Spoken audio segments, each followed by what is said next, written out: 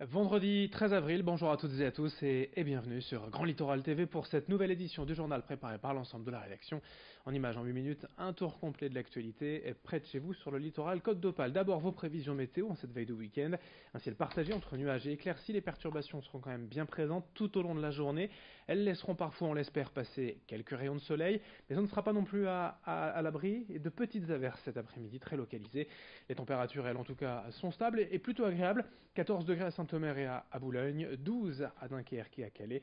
Vous retrouverez les prévisions météo complètes juste après ce journal. À la une de l'actualité, tout d'abord dans cette édition, un événement à noter à Calais dans quelques jours, l'événement La Nuit des Possibles le 25 mai prochain, organisé par le Centre des jeunes dirigeants d'entreprise de la Côte d'Opale à la salle Calypso. Au programme notamment le village des possibles afin de présenter les entreprises et les projets, je cite, œuvrant pour la transition économique, écologique, citoyenne, pour la mise en place de bonnes pratiques.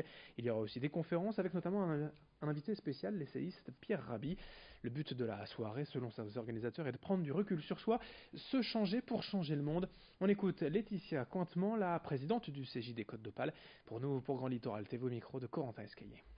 L'idée, c'est de pouvoir inspirer, de pouvoir venir trouver de nouvelles idées. L'idée, c'est de pouvoir aussi décloisonner les mondes. C'est intéressant. On est à la fois il y aura des chefs d'entreprise, mais il y aura aussi des acteurs écologiques, il y aura aussi des étudiants, il y aura aussi des acteurs politiques. Donc c'est déjà important de pouvoir décloisonner tous les mondes, que tous ces mondes échangent et se rencontrent. Et aussi, on vient là pour rechercher aussi des idées concrètes, parce qu'au CJD, on aime bien ça, on aime bien venir chercher des idées, de l'inspiration, mais avoir du concret, c'est important aussi. Et le village des bonnes initiatives est là pour ça, en fait. La nuit des possibles le 25 mai prochain à la Calypso, à Calais. De la ville à la campagne, et si l'exode rural que la France connaît maintenant depuis des dizaines d'années s'inversait peu à peu, aujourd'hui en effet, nombreux sont les citadins avides de retrouver le calme d'un petit village sans non plus trop s'éloigner d'une agglomération. Voilà tout simplement ce que proposent aujourd'hui les Flandres ou encore l'Audomarois. Aujourd'hui en effet, de nombreux Lillois, mais aussi des Dunkerquois, Calaisiens ou Boulonnais quittent la ville pour trouver un terrain plus grand, moins cher, au cœur d'un village.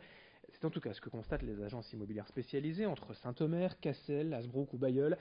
Cette agence réalise un quart de ses ventes avec des habitants urbains. Explication au micro d'Alexis Tessier quant à l'attrait, par exemple, de l'agglomération dunkerquoise. D'ici à Dunkerque, il faut compter environ 25 minutes de route, hein, ce n'est pas très très loin, et jamais de bouchons, donc ça c'est vrai que c'est intéressant. Et finalement, ils avaient accès aux grandes entreprises du Dunkerquois, ArcelorMittal, AstraZeneca à l'époque, maintenant c'est Minakem, et donc finalement ils avaient un cadre de vie verdoyant, tout en gardant en fait une proximité de leur lieu de travail industriel et éventuellement dans les commerces divers, hein, bien évidemment. Aujourd'hui, les maisons en lotissement proposent des surfaces d'environ 700 à 800 mètres carrés en Flandre, alors que sur le Dunkerquois, on est limité à des parcelles de 300 à 400 mètres carrés.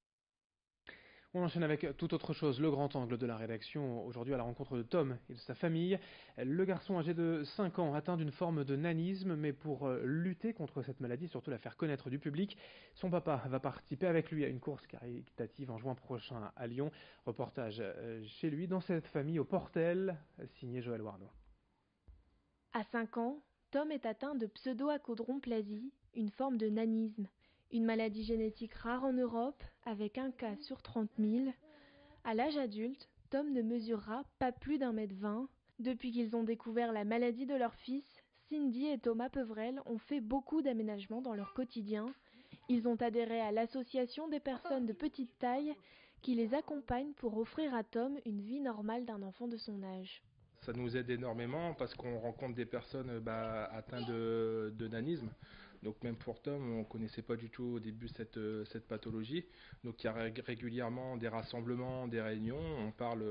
On peut parler de l'adaptation à l'école par exemple, ou même l'adaptation d'un logement ou l'adaptation d'une voiture. On essaie justement de faire au mieux possible qu'il ait une vie tout à fait normale comme un enfant de taille normale. On essaye d'aménager, donc on fait le maximum pour justement qu'il manque de rien déjà et qu'il puisse faire ce qu'il a envie de faire. S'il a envie de faire du sport, il peut faire du sport en adaptant bien entendu le sport. Depuis 2 ans, les parents de Tom s'engagent pour faire connaître cette maladie. Cette année, ils se sont lancés un défi, la course des héros à Lyon. Sur 10 km, Thomas va pousser son fils en fauteuil roulant au profit de l'association. Avec son fauteuil roulant, il va pouvoir courir et on a un dicton justement bien propre à nous. On dit que les super-héros ne mesurent pas toujours 1m80. Ne mesurent pas 1m80, on en a la preuve. Voilà.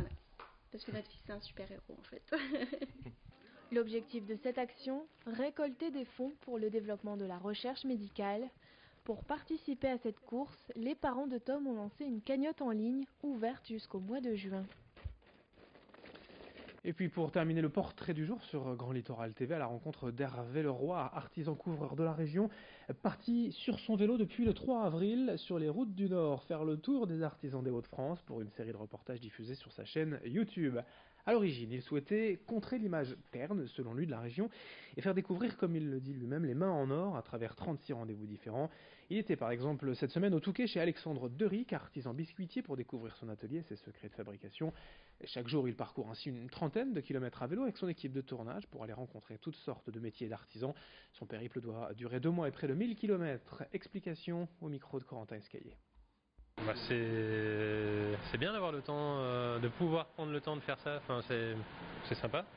C'est sympa pour la région parce que c'est vrai que le Nord, c'est un peu comme les Marseillais. Hein, on est un peu caricaturable facilement. Même nous-mêmes, on s'auto-caricature facilement. Hein, donc c'est bien de se battre pour communiquer en mieux sur nous, parce que y a des gens bien partout, hein. Il y a des gens bêtes partout, il y a des gens bien partout. Je pense que c'est très sympa de faire ce qu'il fait. C'est très bien de pouvoir prendre le temps de le faire, parce que lui aussi il est entrepreneur, il lâche le truc pour faire ça, c'est bien. L'agenda sport du littoral, d'abord en basket en Jeep Elite, le BCM Gravelines Dunkerque reçoit Sportica ce soir à 20h Chalon-Reims, le SSM Le Portel se déplace à Levallois, match à 20h30. En football, 2 déplacements en région parisienne pour nos clubs du littoral, l'USBCO joue chez le leader ce soir, le Red Star, alors que l'USLD va à Créteil. Fin de cette édition, merci à vous de l'avoir suivi. Dans un instant, la suite, notamment vos prévisions météo, d'autres infos dès le prochain quart d'heure. Très belle journée à toutes et à tous, ensemble évidemment sur Grand Littoral.